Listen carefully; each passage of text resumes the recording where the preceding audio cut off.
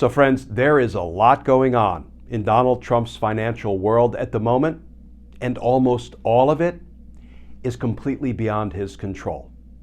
That's right, Donald Trump is now squarely in find out territory. Let's talk about that, because justice matters.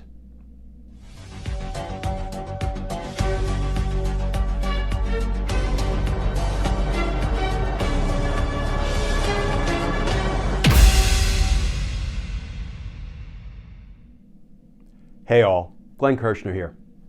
Well friends, financially, Donald Trump's world is imploding. We've seen the headlines about how he may be forced to sell Mar-a-Lago. And you know what's curious about that to this old prosecutor? If he unloads Mar-a-Lago, you realize he's actually selling a crime scene? He is selling the scene of his crimes, of unlawfully retaining classified documents, of obstructing justice, of violating our nation's espionage laws. You know, the defendant may be permitted to sell a crime scene to satisfy a massive business fraud money judgment that's been entered against him. Only in America, friends. But you know, losing Mar-a-Lago, being forced to sell Mar-a-Lago if it comes to that, to satisfy the money judgment in the New York business fraud case, might be the least of his worries. Let's look at some of the new reporting. This from the Daily Beast. Headline, Judge gives Trump organization's babysitter enhanced control. And that article begins, the Trump organization will now be under even more control of a former federal judge who has been monitoring Donald Trump's eponymous family company following a court order on Thursday that punishes the former president for committing bank fraud. Barbara S. Jones, who has been babysitting the real estate company for more than a year, was granted enhanced powers by New York Supreme Court Justice Arthur Engoron, the same judge who ordered Trump to pay $464 million for lying about his wealth for years. While the company previously had to notify Jones any time it shifted more than $5 million or engaged in business deals, she now has the right to essentially do whatever she deems necessary to keep the Trump organization from engaging in dirty business practices. At a recent 3-month bank fraud trial, Justice Engoron determined that Trump had faked personal financial statements by vastly inflating the value of his buildings and assets, enriching the company by giving it access to loans and insurance policies on false pretenses. Jones, a former federal judge who's a lawyer in private practice, was given the authority to review the entire company's day-to-day operations, internal records, and financial accounting. She can also hire any outside contractors she wants to keep the company honest and put it on Trump's dime. Engoron's new order called it a productive and enhanced monitorship.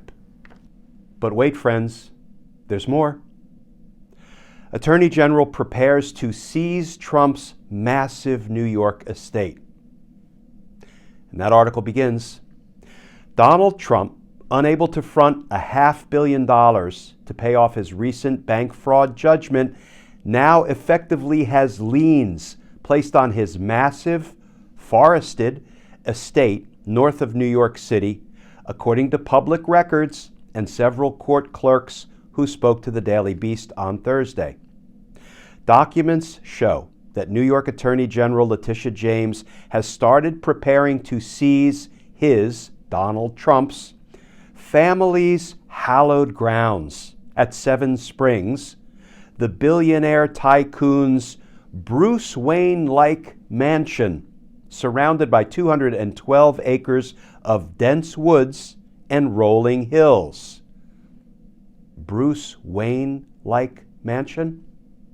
Well, friends, one thing is for sure, Donald Trump ain't turning into Batman anytime soon. Maybe the Joker. All of that is my editorial edition. The article continues. Attorney General James quietly filed judgments in Westchester County on March 6th against the former president, his eldest sons, Don Jr. and Eric, and several of their companies, just as they unsuccessfully tried to stall the case. The Trumps and some of their top executives lost a 3-month bank fraud trial in New York City with Justice Arthur Engoron, concluding they routinely lied about the tycoons' wealth and ordering them to pay $464 million. Although Trump is appealing the case, in recent days he has made clear in court filings that he is unable to find a surety company willing to issue a bond that would halt the judgment before a March 25th deadline, at which point the Attorney General could start seizing their assets by force. But Westchester County records show that James isn't waiting to position law enforcement agencies to grab at his extensive monopoly board of properties. The Attorney General's office officially filed the judgment in Westchester at 9:03 a.m. on Wednesday, March 6th, according to county records. 2 employees at the clerk's office explained that the move effectively means that the Attorney General has placed liens on all properties that belong to Trump, Don Jr., Eric, and the Trump Organization, and 2 of their other listed corporate entities. The blanket lien, now in place, means that if Trump tries to sell any property in Westchester County, a title search will reveal that there is a $500 million judgment hanging over his head. Seven Springs was one of several real estate ventures that factored into the Attorney General's bank fraud case against the former president. For years, Trump failed in his attempts to develop the property into a luxury golf course and slice up the land into expensive mansions for sale. The property, which is filled with red oaks, sugar maples, and huckleberry bushes, spans 3 towns, and residents in each one successfully blocked his, Trump's, plans to bulldoze the forest there to achieve his dreams. In the end, Trump opted to donate much of the land to conservation, but investigators said he snagged an unfairly large charitable tax write-off by overestimating the value of the land. Friends, can I say that just one more time? Donald Trump snagged an unfairly large charitable tax write-off on his own property by overestimating the value of the land, by overestimating the value of his Bruce Wayne-like 7 Springs mansion. And now there is a lien on that property, courtesy of his business fraud, and it's about to be seized. You know, if that isn't some kind of poetic justice, I don't know what is. And justice, poetic or otherwise, matters.